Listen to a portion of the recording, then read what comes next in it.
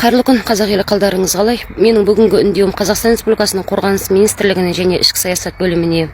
Кеше менің эфирімді отанға 20 жыл қызмет етіп, қызмет бабында қасақанамен өлген Бақытжан Әріпжан ағамыздың жанжары Жанар жеңгеміз келіп өзінің материалдық қысым көріп жатқанына, 5 баласының материалдық әлеуметтік жағдайының төмендігін айтып, халықтан көмек сұрағаны үшін бүгін Шымкенттің ішкі саясатының жігіттері ол кісіні қысымға алып жатыр және ровдыға шақырып жатыр.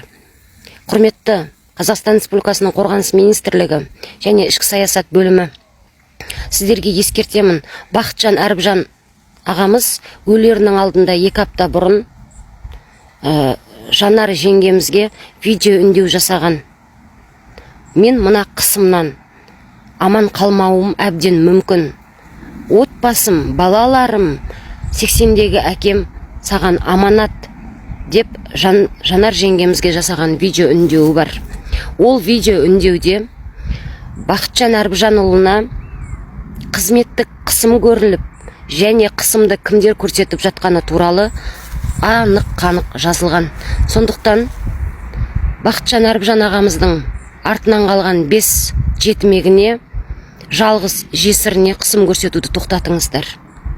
Егер қысым көрсетуді тоқтатпай, олардың мемлекеттің тарапынан алатын жәрдемақыны тағайындамасаңыздар, мен ол видеоның барлығын жариялайтын боламын. Бақытжан Әріпжан ағамыздың өліміне не себеп болғаны жайында және ол алдын ала бұл өлімін күткені жайында қызмет бабының арқылы келетін. Сондықтан, құрметті қазақ елі, мына құзғындар біздің жетіміміз бен жесірімізге көмек беруді тоқтатайын деп отыр.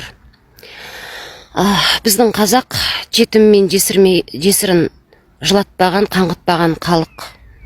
Бақытжан Әріпжан ұлымыздың артынан қалған 5 балаға және жесір жеңгемізге көмек беруді тоқтатпаңыздар, құрметті қазақ халқы. Ол біздің ата-бабамыздан келе жатқан салт дәстүріміз, әдет ғұрпымыз, тәлім тәрбиеміз. Сондықтан мен қазір мына жерге Жанар жеңгеміздің есепшот номерін қалдырып кетем және ескертіп кетемін. Қазақстан Республикасының Қорғаныс министрлігі және ішкі саясат бөлімі Жанар жеңгеміздің отбасына қысым көрсетуді тоқтатыңыздар. Менде барлық видеолар бар. Бақытжан Әріпжан ағамыздың өліміне кім кінәлі туралы 2 апта бұрын жазып кеткен, өлерінің алдында 2 апта бұрын. Сондықтан қолдарыңды тартыңдар Жанар жеңгенің отбасынан.